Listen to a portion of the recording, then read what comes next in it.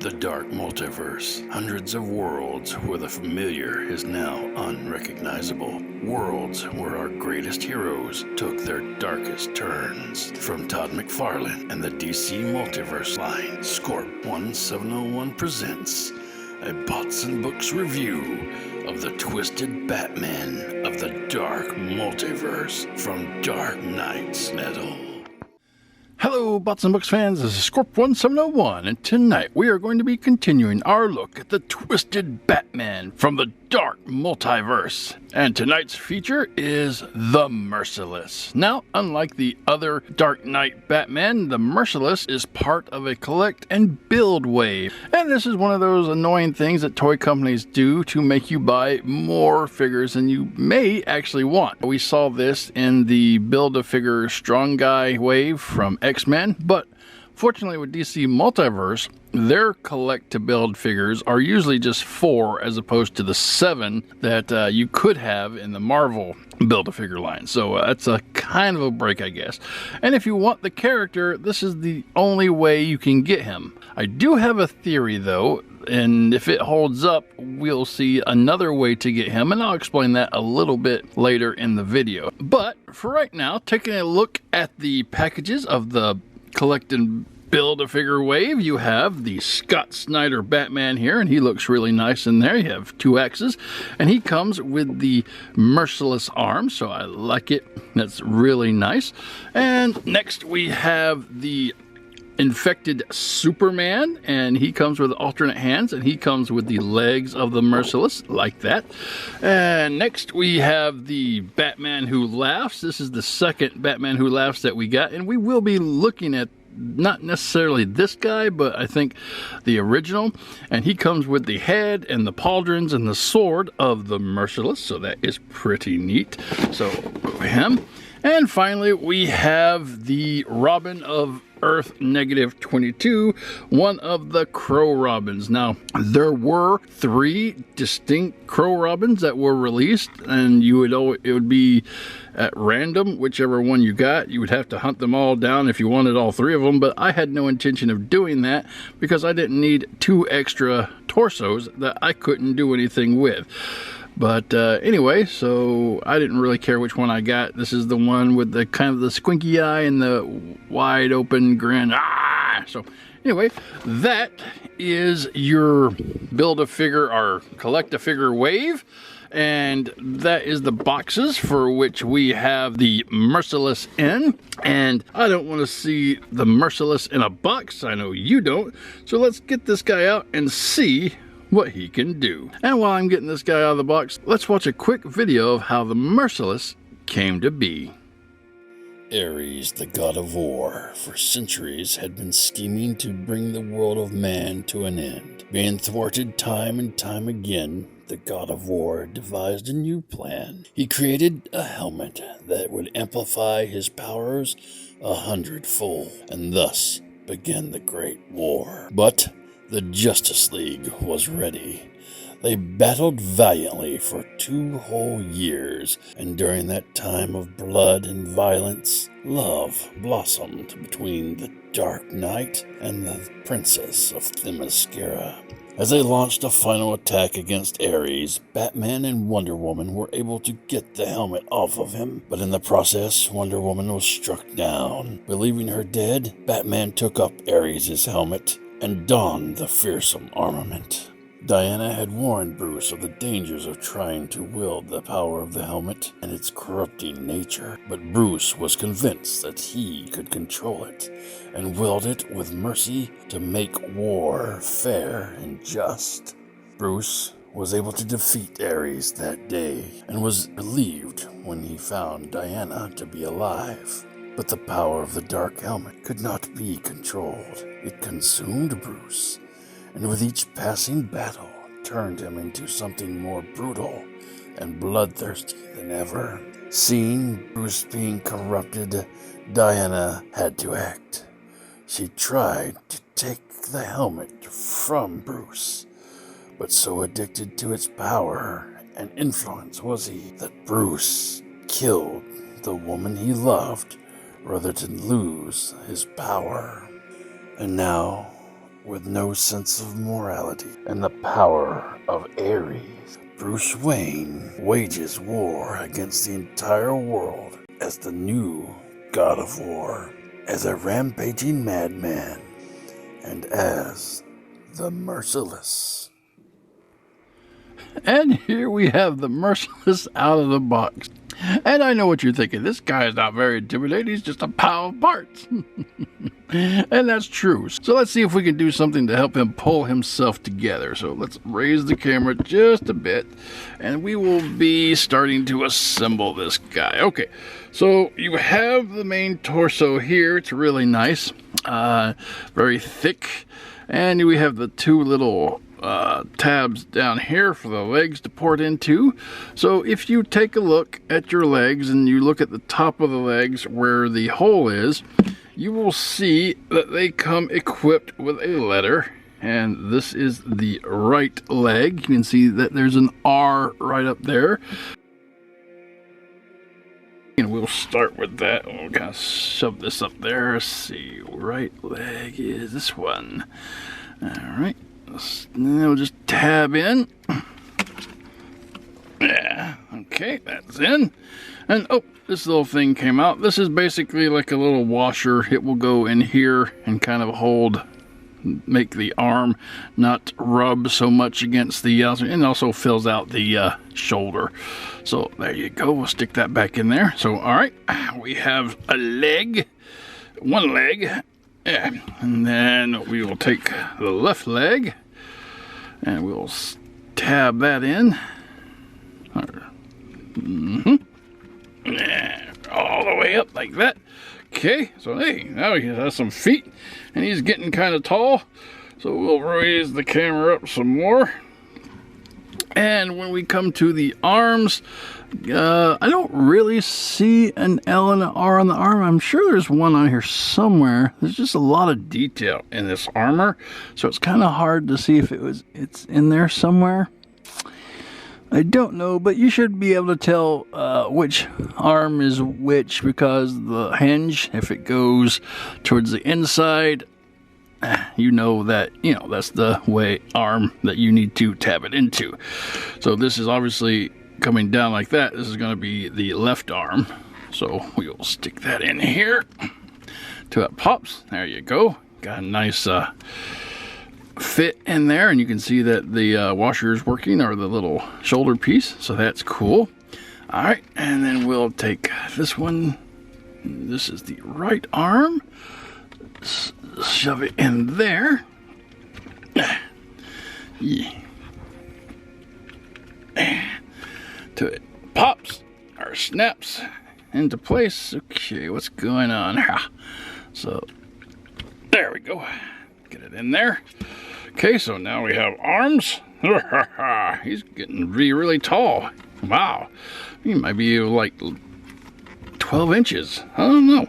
All right, so from there, I'll zoom out even more, and we will bring in the pauldrons. So here's the pauldron, and the pauldrons have R's and L's on them too. So if you look underneath, you have an R here. So we know that that goes over here. Stick that right on top into these little holes. Okay. Nice shoulder pad, pauldron, however you want to call it. And this has a little L on it, so obviously that will go here. Okay, very nice. We are almost done. And for the final piece, I'll form the head. This little horde looking head. That's like, oh, the horde, or that guy from Beastmaster, if you remember the Beastmaster. That looks pretty neat. All right, and it's on a ball peg, and so you'll just basically stick that into here until it pops. Oh, it didn't pop. Almost thought it popped. So let's see. Get it in there. Come on, come on, come on. Yeah. And there you have the Merciless. This thing is massive. Out of the box and put together, he stands just under 10 inches tall, and I mean just a fraction higher, and he would definitely be 10 inches. That was all the way up to the top of his winged helmet there, and he is just a monster. He comes with this awesome golden sword, which we'll take a quick look at later, and he doesn't have a collector's card or anything like that, but I think he will get one later on down the road. But wow, he is done in a very nice turquoise bluish green kind of color, and this guy is just awesome. Taking a quick look around the back, a lot of detail in this armor and in this sculpt. I really love this guy. All right, let's take a closer look at him. And coming in real close as we zoom in on this guy, you can see starts off with this huge battle helmet, and it has some nice bat wings coming out for the sides, has some bright creepy red eyes and a nice like helmety mouthpiece, which is very creepy. You can kind of see that he has some chain mail underneath his collar there, but the collar comes up. You have some fur coming off the sides. The pauldrons that we saw are very nicely detailed in this layered plastics, and you can see a lot of good stuff in there. Again, more of that chain mail coming down, and then you have some spikes for his forearm armor. That is cool. Coming back to the middle, you can see a nice Batman symbol with the Wonder Woman logo in there, and as you recall from the story, this is technically the Dark Knight Batman who was supposed to represent the Wonder Woman power level, so that is neat. Coming back to this other side, same thing on here, coming down to his huge gauntlets, and these gauntlets have a lot of nice detail on there. Wow, look at that, nice sharp gauntlets. Wonder there they didn't get some spikes on the bottom of them like the Batman glove, but that's okay. You have some nice spikes on the fingers. Look at that. That is so cool. Nice detail in there. Wow. And coming down his ab articulation, it's very nice. Nice belt with a skull on it. That is very creepy. And the side skirts, very nice. And coming down to some chains. Ares never looked this good. Alright, coming back, it has kind of a loincloth coming down from the back. Why is that not focused? There we go. And that is cool. And there's some more fur from the back. Sorry, didn't get the back upper part. So yeah, and then coming down, he's just got some armor for his legs. And coming down to some high boots with some nice knee padded built-in boots with some spikes on them. I think that is cool. And just wow, this guy, very articulate, very detailed, and he again is just a monster figure. All right, and that's pretty much it for the front. I'll go around for a full back view, and I have to put this guy on a stand because he's kind of hard to stand, but wow, there is him. So anyway, that is what the Merciless looks like. Moving on. And for articulation, he has a lot of articulation, but it's really hard to get to because he's so detailed and thick. So starting at the head, his head can kind of look down, it can look up a little bit, it can look to the left, and it can look to the right. And if you're very careful with it, it can actually, if you for some reason want it to, go all the way around. But if you're not careful, it will just pop off of the ball peg. So yeah, it's okay, it'll pop back on. All right, coming down, his shoulder pauldrons, they are articulated. They can go up and down and left, back a little bit and forward a little bit. But again, if you mess with them too much, especially with the shoulder, they will come off, which is fine. You'll just put it back on. Now, speaking of the shoulder can come in and out thanks to this nice little hinge part here. It can go all the way around if you want it to, but again, you'll knock your pauldron off unless you kind of bend it in like that. He doesn't have a bicep swivel, but if you come down here below the elbow bend, and he does have an elbow bend, it's very limited because his armor is just so thick right here. It's just so thick. but it is there, so you can get your elbow bend. And right below the elbow bend, you do have a upper forearm swivel, so that will get you around 360 degrees, and that will bring you down to his hand. And his hand is on a ball swivel, so it can go around 360 degrees, and depending on where you position the ball swivel, it can go up and down or in and out. That is one of the benefits of these ball swivels. A lot of people say they don't like them, but I think they actually do give you a lot more rotation and articulation. So, all right, that is his arm coming down to his chest. He does have 2 points of articulation in his chest. He has an upper diaphragm rotation, which will allow you to move him like forward and around like that. And it can go all the way around 360 degrees if you were so inclined. And then you have your standard waist rotation, which is below this thick waist skirt thing, and so that's kind of hard to get to, but you can get to it, and then you can move it 360 degrees around. Yeah, just make sure you keep both upper and lower parts of his torso. So, all right, there you go with that. So that's a lot of articulation for the chest. Then that will move you down to the legs. Now, the legs are kind of hindered by these side skirts and this huge loincloth, but you can move them up a little bit, such as that. Not going anywhere backwards because the butt gets in the way. And as far as thigh rotation, this is where the figure pegged in. So, I mean, if you want to, you can bring it down a little bit and move it all the way around, but remember, when you do that, it's just going to be because you're unpegging it and you're going to break your sculpt, but it is an option that you can do. And then that comes down to the knee bend. He does have a knee bend. I don't think it's double. I think it's just a single bend because you got one hinge there, but it's still a little bit of motion. And if you go below the knee here on the belt, you do have a boot cut, which will take you all the way around 360 degrees, which brings you to the foot. And like the hand, the foot is on a ball, and that will get you all the way around 360 degrees. And depending, again, where you have it set, you can get your foot up and down or in and out. So that is, again, a good thing.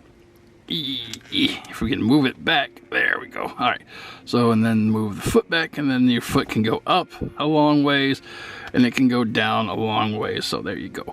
And coming to the foot itself, he does have toe articulation where this part of the foot can go up like so. So like I said, there is tons of articulation in this guy for being as big as he is and the Build-A-Figure and all that other stuff, but it is hindered because he is so, you know, the mold is so great, and you have all these huge gauntlets and side skirts and pauldrons, stuff like that. So they usually have to sacrifice one. I don't think they sacrificed either, and this is what you get. So it's functional, but it's, you know, it takes some doing. This is an awesome figure when it comes to articulation. All right, moving on.